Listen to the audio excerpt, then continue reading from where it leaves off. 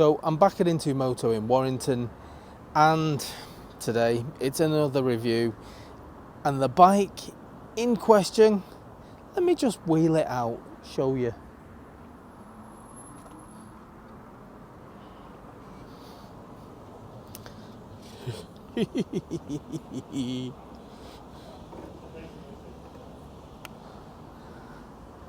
Ta-da! Yeah, it wasn't dramatic enough, that, was it? Anyway, this is Keeway's vcruise. Now, you will know I've done a video on the 125 vcruise. I absolutely love that bike. To date, it's my most successful video. It's 130 odd thousand, I believe, and still going. So it's doing really well. This, however, is the big vcruise. It's not the 125, it's the 302. I'm actually looking forward to this because aesthetically looks exactly the same as the 125. The only difference with this is bigger engine, more power. So what we'll do, usual fashion, we'll have a look around the bike and then we'll go for a ride. But let's start with the walk round. Now there it is. Yeah, other than the big 302 stamped on the side of it, the difference between this and the 125, they are aesthetically pretty much identical. But anyway, let's do a quick 360 of it.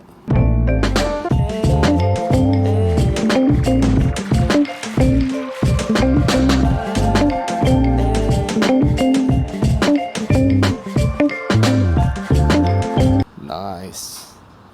It is a beautiful machine, this. I really like the fact that it's all blacked out. There's no chrome bits as such on it. It's going to be very easy to keep in this lovely all black condition without having to get your polisher out, which is good. Down to the exhaust, again, lovely matte black finish. And I haven't started it up yet, so I don't know how it sounds in comparison to the 125 yet. But bigger engine, so I would expect it to have a little bit more grunt to it. Just a single disc, it looks like a single pot caliper as well. Single disc on the front, it does say Bender on there. So for anybody unfamiliar with the brand, that is the name of the bike in other countries. Just doesn't translate quite as well to the UK, I don't think. Like its little brother or little sister. In fact, no, we'll say brother because they are a bit rascal like these. So I'm going to say the little brother. It has got a belt drive.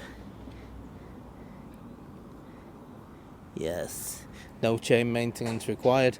Of course, you've got to look after the belt as well, but it's not the same as cleaning, oiling, lubing, all that malarkey. Twin shocks at the back should make for a comfortable ride. Certainly does on the 125, and I will keep comparing the two because they're so similar. I'm just expecting power difference on this.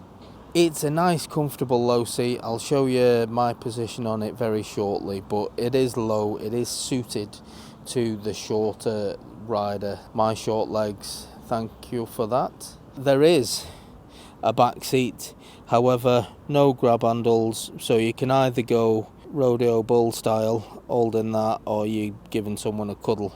I do like matching pegs. Nothing worse than the pegs being different styles. Always find that a bit weird, but yeah, match on this bike. The bar end mirrors, I think, personally, I really like the look of them. They are styled really well and they just set the bike off nicely. Now, to know what they're like practically, then, well, we'll find out on the ride because they are pretty small. They are. Comparing it to my hand, yeah, they're tiny, the mirrors. Quite basic as far as the controls go. You've just got your horn indicators, hazard lights, your high-low beam and your flash. So it looks like there's a lot of buttons there, but it's fairly standard. Right hand side, very basic as you would expect, but it's all you need. You've got your engine start, you've got your engine cut off. That is it. And then the screen, just as per the 125 version and the RKV, very similar. It's a back to basics, no nonsense type key. Let's see. Nice.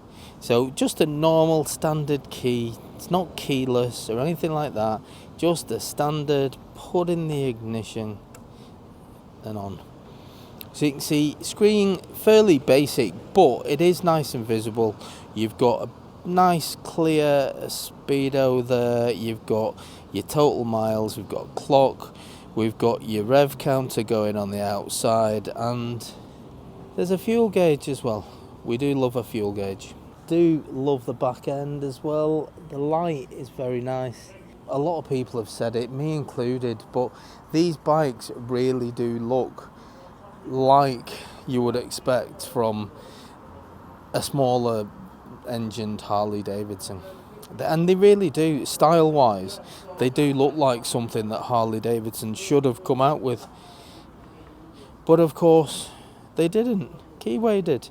And they've pulled an absolute blinder, because it does look absolutely beautiful, this bike.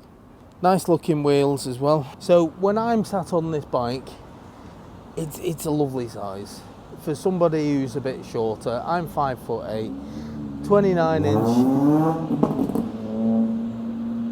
Noisy buggers. 29 inch inseam, but I've got a nice bend in the knee, loads of room there, and yeah, straight off the bat, really easy to maneuver with your feet, very little effort, so it does feel light. So it's a good bike really for somebody looking to downsize as well, because it's easy to move around. And there's a lot of bikes I've been on where you wouldn't be able to do something as simple as that, and I'm doing that with little to no effort. Foot pegs are forward, but they're not like extremely forward, and I say that with a couple of Harleys I've been on, a couple of the bigger cruisers, your feet are pretty much stretched out forward. These, they're forward, but you've got a bend in your knee, you're not stretching for them. Now, I do think these would look nice with like a bit of a board there instead of the foot peg. However, the pegs do a job, they don't look bad. I just think you've got an opportunity to bling it up a little bit. It's a lovely position. You think of this as looking exactly the same way as the 125, apart from the engine's bigger and it's going to be faster, more power. So if you want to get a feel for this bike, sit on the 125 and yeah, they're going to be very, very similar. If you're interested in videos like this, don't forget to hit the subscribe button, because there are still thousands of people that watch the videos that don't subscribe. And believe it or not, whilst that is good, and I appreciate all of the views, it really does help the channel to just click on that subscribe button. It keeps these reviews coming. So if you wouldn't mind, thanks. Shameless plug, shameless beg over. Let's just go for a ride. I have not started this bike up. I don't know what it sounds like. I really hope it's got a bit more meat to it than what the 125 had. And the 125 was alright, to be fair. But this is bigger, so I'm expecting bigger and better things from it. So let's find out together. Oh, horn works. Now.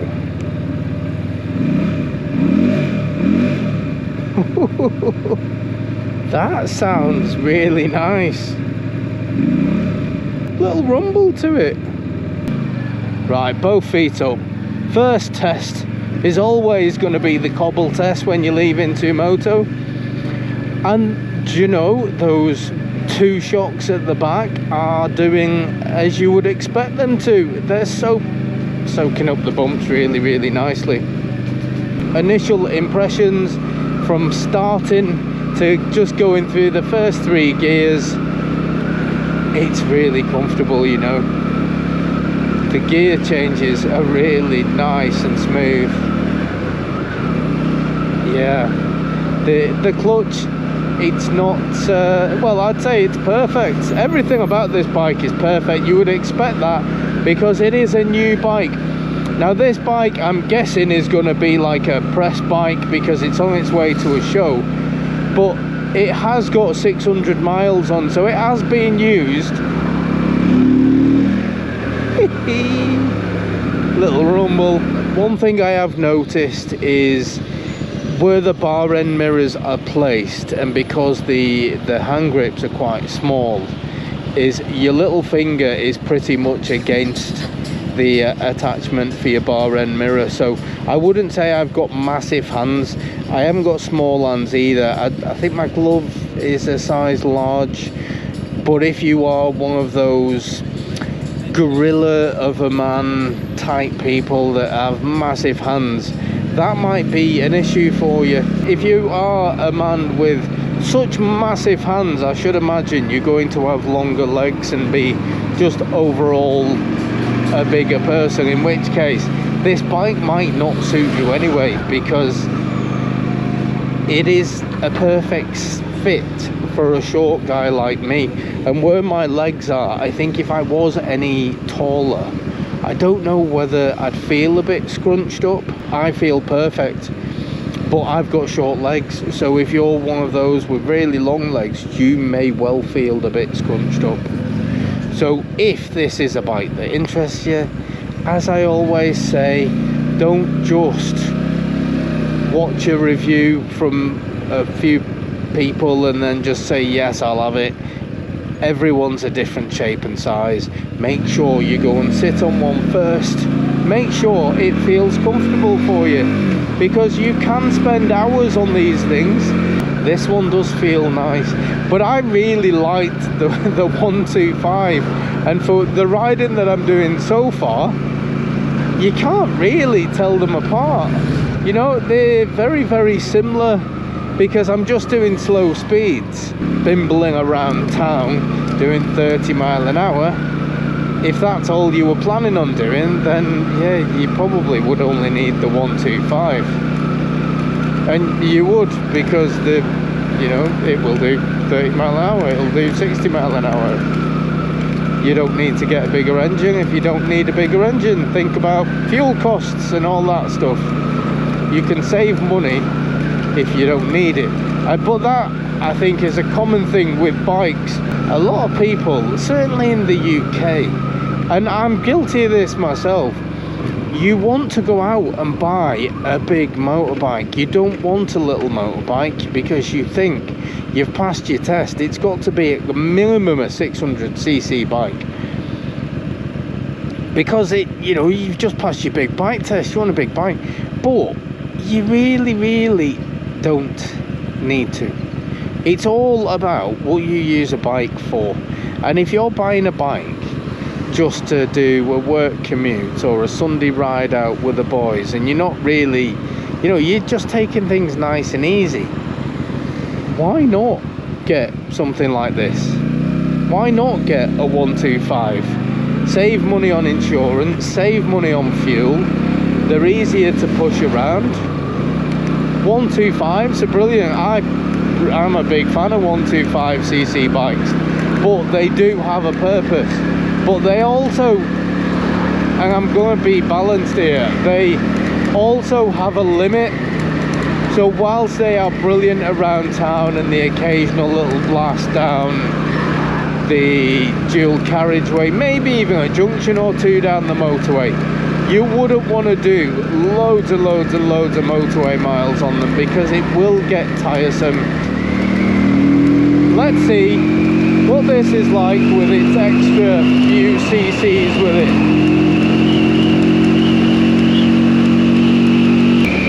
It's not rapid by any stretch, but it does get to 60 mile an hour considerably easier. It's not all positive.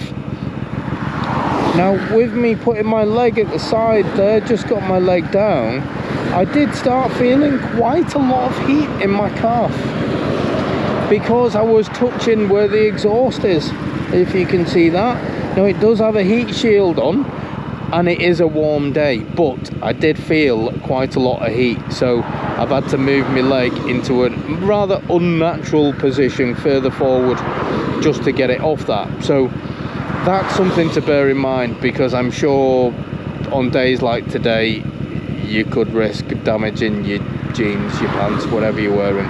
So let's see how quickly it picks up speed. I like this test.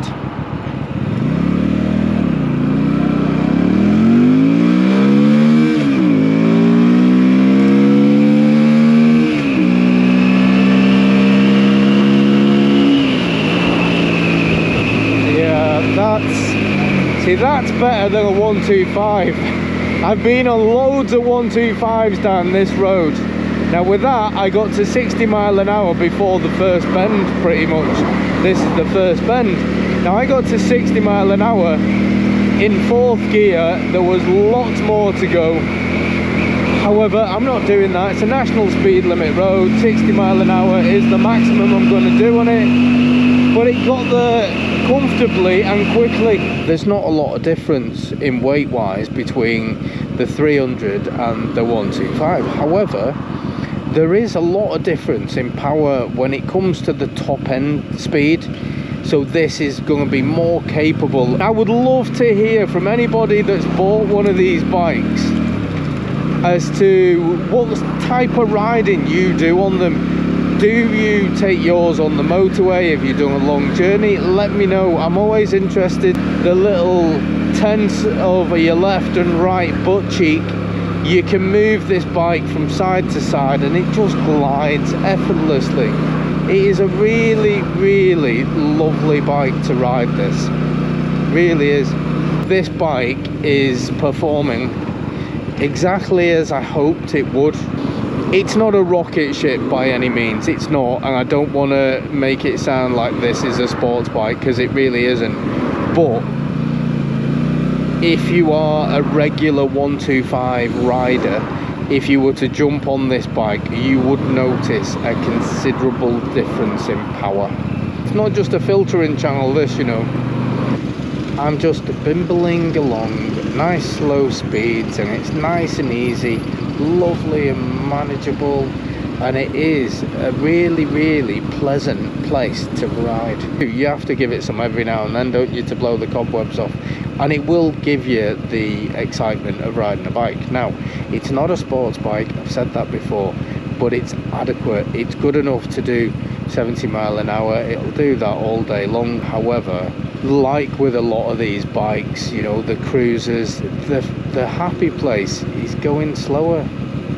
If you are somebody who is looking for a bike that's going to be rapid, that you can give it the beans everywhere, then I would suggest this may not be the bike for you.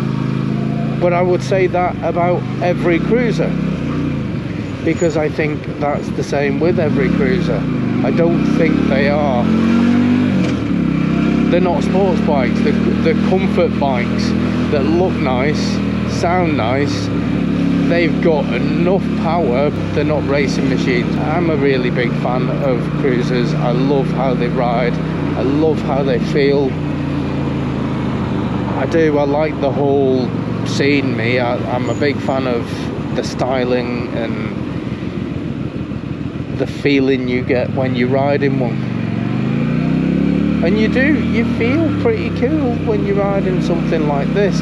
They've made it as Harley Davidson as they possibly could, and I think they've done a really, really good job. These bikes are so much better than the stuff that Keeway used to sell many years ago. The standards have gone through the roof, and you can tell that. Now, what I will say is these bikes are still really well priced. They're still very well priced, to be fair, but don't expect a Harley Davidson. Whilst it is kind of styled that way, it's not a £20,000 motorcycle, it's not a £15,000 motorcycle, so you're not going to get the finish of a £15,000, £20,000 motorcycle. You're not. It's still a cheap motorbike. What I'm getting at though is that the older Keeways and the older bikes from China that used to come in that were really, really poor quality, you just can't compare them to these. The standards have gone up drastically. There are loads of bikes out there that are bigger and faster, but not many that look as nice as what the vcruise does. And I say that hand on heart because I genuinely believe it. If you are looking for a cruiser type bike, look how cool I look in the window. If you can see the reflection there, honestly, I look amazing. Don't write anything in the comments. Yeah, I was joking, but no, I'm not joking. I look awesome in there. This bike is so much better than it gets credit for. If you've got a 125 version, this, I wouldn't say it's twice as good, even though it's got twice the power and everything. I wouldn't say it was twice as good, but I would say it's better. You do notice it has got more power, it is quicker, but from a riding experience and comfort, it's as comfortable and as nice to ride as the smaller one. It's just this one excels when you get to the open road and you want to really just blow the cobwebs away. That's where this bike comes into its own. I'm a big fan. So I am back here at the guys at Into Moto. Sadly, I'm going to give them the keys, but if you're interested in a vcruise 125 or 302, these guys can help you out, and they're always good at giving a good deal as well. I know that because I've bought a few bikes from them, and every time I've bought a bike from somewhere else, I tend to get screwed. I do, but not here. These have always looked after me, and it's definitely the only dealership I'll go to now for any bike. The bunting's still up, the sun's out. I'm going to go and do some more riding. I might even get my own bike out. I'll put a link in the description to these guys should you be interested in a new bike. But definitely I can't recommend them enough, and I really would recommend one of these in this bigger form or the smaller one. Both amazing bikes, so it's getting 2 thumbs up. So yeah, thank you very much, and I'll catch you guys on the next one. Laters.